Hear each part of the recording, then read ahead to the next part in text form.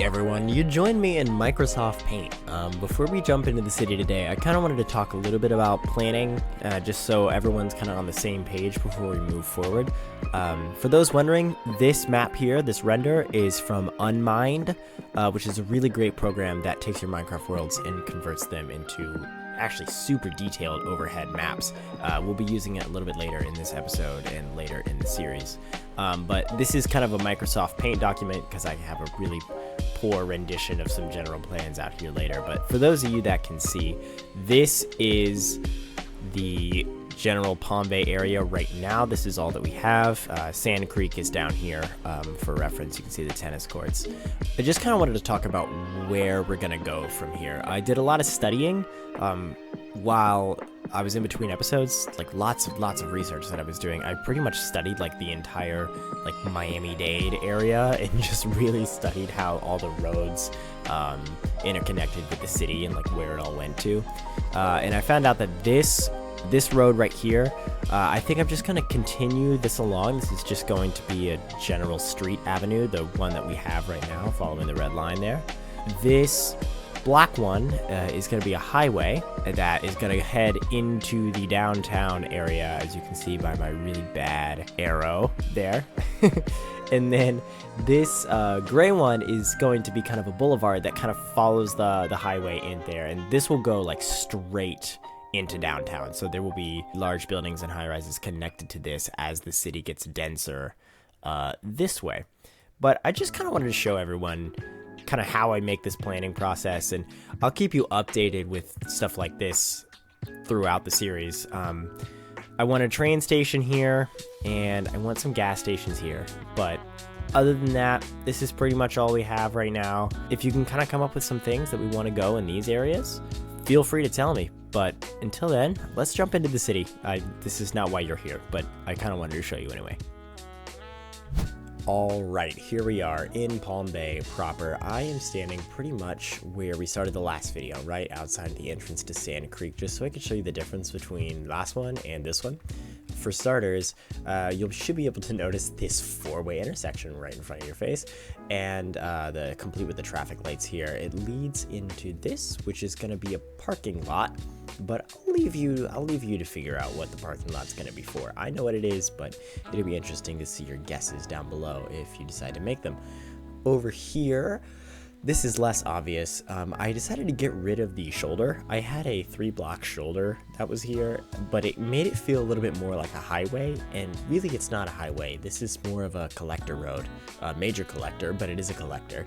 And this road in particular, it's not even going to be the big one. I just showed you in the map preview that we were going to have a highway that runs perpendicular over there and a boulevard, a major boulevard collector that runs perpendicular over there as well. So this is not that highway. But the other thing I did was add just some median type stuff, some palm trees for decoration, some azaleas with and without the flowers. But I think that is that's the gist of pretty much everything that's over here. And the other thing I added was I built a new house. This is the first proper house that I've made just completely by myself, but I'm not going to go into detail for this house today because I'm going to make a totally separate video for the house tour. In fact, I think I'm going to make a whole separate series to make house tours and put that kind of stuff in, because I think it's easier than just doing it, because if I looked at every house that I built on the main Palm Bay series, it just would be so much. It would be so much houses to look at. It just wouldn't even be worth it. So yeah, that's that. But yeah, stay tuned for that. That'll be out hopefully sometime next week. But I think it's time to head over to the golf course, and I'll show you what we've got there. All right, we're up here on top of the country club's walkway. Over here, the tennis courts are there. We are looking at the first golf hole for the Sand Creek Golf Course. So it's a par 4 that's 450 blocks. It's based off of the Augusta National Golf Club. It's based off of their first hole. That hole is about 445 yards long. So I think the scale kind of works out. I've done it to where you can play it with a bow. If you shoot the bow, it goes about 250 blocks for a fully loaded shot up into the air, and it lands about here. This is about the farthest I've gotten it, so it makes for kind of a difficult second shot. You can get on the green from here pretty easily, but that's how the golf is gonna work. I can do another video where I'm playing more with it, but for now I just kind of wanted to briefly show you kind of what we had going on for the golf course over here. The other thing was that it's gonna be separated by this kind of forest area on the left and the right. I think you can get some really cool shots in here, but this is technically out of bounds, however, and then there is the moss blocks here that represent the rough, and just a big wide open fairway for this first hole. But yeah, that's the golf course. I'm not gonna go into detail like this for every hole that I end up building for the golf course, because if I do 18 holes like this, it's just gonna be way too much to do. So that is the gist of the first golf hole though. But for now, I think that's everything on the kind of the first part of the tour. I'm gonna jump on over to the fire station, and we'll get a look at that for the main event for today's video.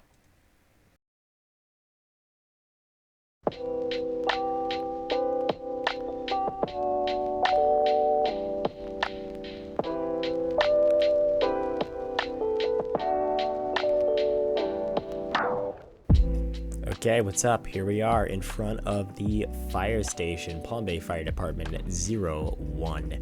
Our very first fire station and first utility building, first of many probably here in Palm Bay.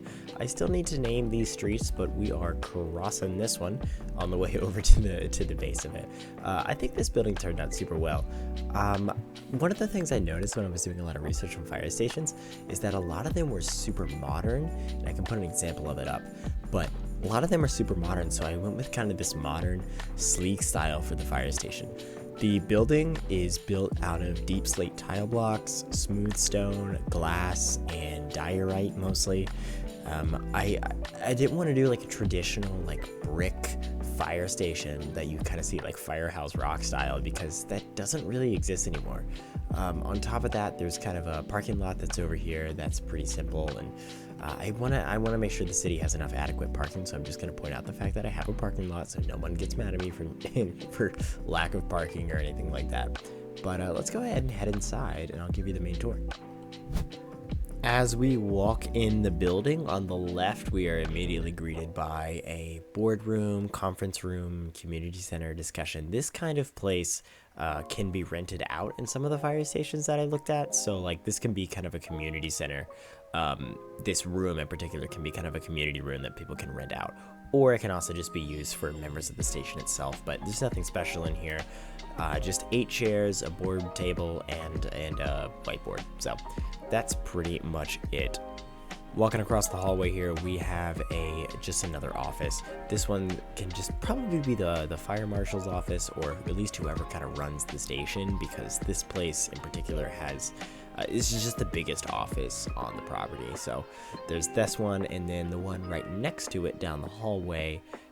This office is very similar to the other one. It has a lot of the same amenities. It's just a little bit smaller. And if you're wondering what this is for the other one, this is just snow that I've used as the papers. I don't know. Weird stroke of creativity that probably 1,000 other people have used. But you know what? I was pretty proud of it. If we head in here, we're looking at the laundry room. Fire stations like this need big laundry rooms with kind of heavy duty washing machines that I've found out to wash the fire uniforms that have all the fire retardant on it, and they're really thick and you can't wash them in a normal washing machine. So a lot of fire stations have their own laundry rooms that people can kind of throw their dirty uniforms in between calls. In here we have the kitchen.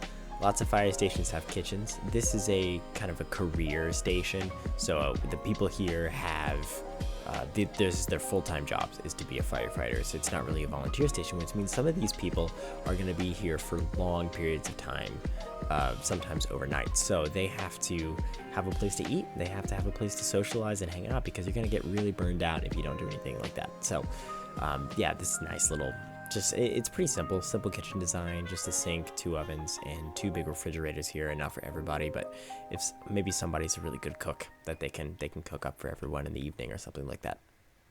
Walking through, and here there's a gym. Nothing super special. It's just kind of a small little workout room for the firefighters. Nothing in particular that's super amazing about it. Just some kind of my best attempt at some treadmills with some TVs up here on the wall. And this is just some benches with... This is a weight rack. These buttons are weights. I tried really hard to figure that out. Yoga mats, and then this kind of glass pane wall here is supposed to be a mirror. It's my best shot at a mirror. I think that the painting mirrors kind of look derpy sometimes, so this is the best shot I can have at a mirror. But you know, don't judge me. This is the best really that I can do. Stepping across the hallway, this is the radio room.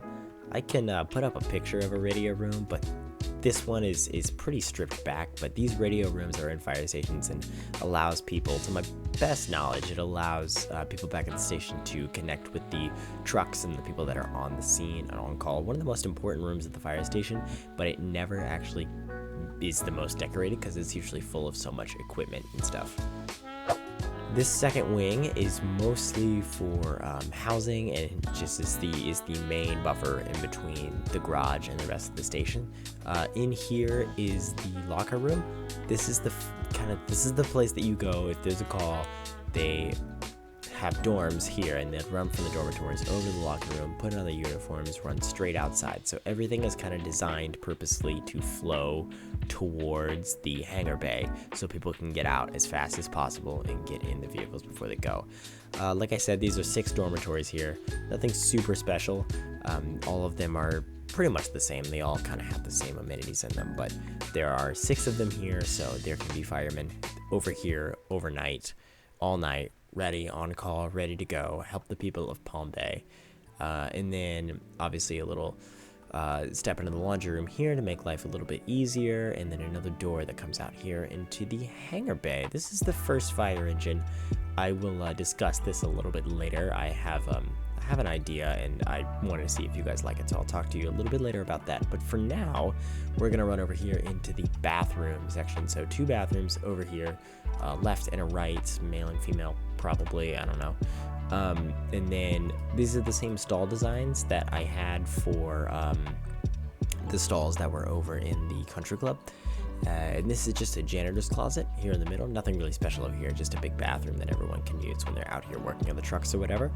And this is the workshop that they use to do that. So tires over here on the top, extra tires, big red toolboxes over here, designed very similar to the ones I used over at the golf cart section over in the country club. But yeah, some more toolboxes, some tires, nothing super special about this building. And then the last thing is the mezzanine level that's up here. I'm not really sure what to put up here. I kept it kind of blank for now. I wasn't exactly sure what normally goes up here, so for now it's blank. But if anybody has any ideas of what actually goes up here, let me know, because this is the one thing I couldn't exactly figure out what it was for. Maybe I just didn't do enough research, but yeah, that's that. And then the last thing, like I mentioned, I did have something to ask you about this fire truck and the fire trucks in general and vehicles in general. What do you think about me using tutorial designs and designs that other people have made for the vehicles in the city? And my reasoning is this: I have a decently high standard for the way that I want these buildings and like some of the other things to look like in the city, but I never really talked about like the vehicles, because again, I'm not very good at building this kind of stuff. So like, this is my best attempt, but it's still heavily inspired by like pictures I've seen on the internet and stuff like that. So like, I don't know. I think if I give proper credit, obviously, for the original creators, link you to the videos, link you to wherever they may have posted or wherever I might have found the design, would it be better off to have like vehicles that at least match the standard that I set for the buildings? Because vehicles are the thing that I just can't do. And I'd rather just have a high standard on everything and give credit where credit's due, rather than try my best and have a bunch of really cool buildings with derpy looking vehicles. But let me know, would you rather the vehicles be like better and not necessarily original, but better with giving credit, or would you rather them be kind of my best attempt and just kind of have to be okay with just looking at mediocre vehicles all the time, because I'd rather look at the nice ones, but I know that that might not sit right with a lot of people, and it might not sit right with me. I don't even know yet, but for now, I think I just kind of want to give it a shot. But anyway, let me know what you think on that matter in the comments. But for now, I think that's everything. I've pretty much given everything that I can give for this tour. So the update here is over. I am super excited to keep going. I have a great idea of what's going to go in this big lot over here, so expect that for the next video. And like I said in the planning, there's going to be a highway over there. We're going to get to a train station. Downtown's going to be that way. So things are kind of coming together in my head, but it's going to be hard for you to tell until they start to come together here on the city itself. So that should be everything for now. I've got nothing more for you. Thank you so much for watching the video. I have been Unmined. Have a great day.